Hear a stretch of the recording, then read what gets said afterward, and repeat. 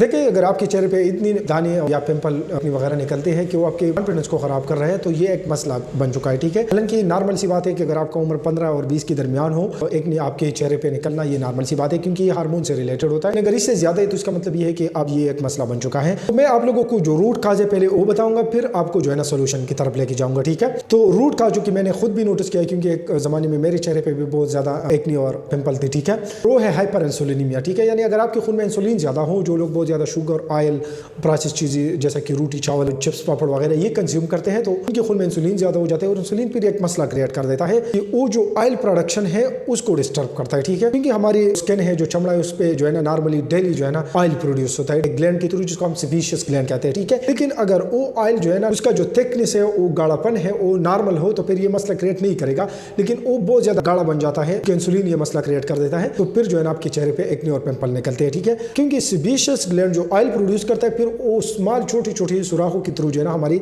Skin की तरफ आता है। ठीक है, वो सुराख ब्लॉक हो जाते हैं या वो जो ऑयल की गाढ़ापन है वो बहुत ज्यादा हो जाता है, तो फिर जो है ना एक्ने निकलते हैं। इसीलिए इंसुलिन एक मेन फैक्टर है। दूसरा जो मेन फैक्टर है वो है स्ट्रेस। ठीक है, क्रोनिक स्ट्रेस, जिन लोगों को बहुत ज्यादा टेंशन होती है, स्ट्रेस होती है, तो उनकी बॉडी में इन्फ्लेमेशन बहुत ज्यादा होती है। ठीक है, यानी सोजश वगैरह होती है, और सोजश भी एक मेन वजह है जिसकी वजह से आपके चेहरे पे दाने निकलते हैं। ठीक है, तो इसीलिए इन दोनों जो काजेज है उसको आपने डील करना होगा। ठीक है, पहले काज है जैसा कि हाइपर इंसुलिन या इंसुलिन का ज्यादा होना, वो आपने लो कार्ब डाइट के थ्रू, इंटरमिटेंट फास्टिंग के थ्रू यानी रोजा रखने के थ्रू और एक्सरसाइज के थ्रू जो है ना खत्म कर सकते हैं। ठीक है, लो कार्ब डाइट में रोटी, चावल, चिप्स है, पापड़ है, या जो जितनी भी प्रोसेस चीजें है, शुगर है, उसको कम करना होगा। ठीक है, बिल्कुल खत्म करना होगा। स्ट्रेस जो है ना वो आप डिफरेंट तरीकों से कम कर सकते हैं। उसके लिए आप नेचर में वॉकिंग भी कर सकते हैं, लोगों के साथ कम्युनिकेशन आपने बेहतर बनानी होंगी। ठीक है, विटामिन डी आपने कंज्यूम करना होगा, इसके साथ मैग्नीशियम आपने लेना होगा। ठीक है।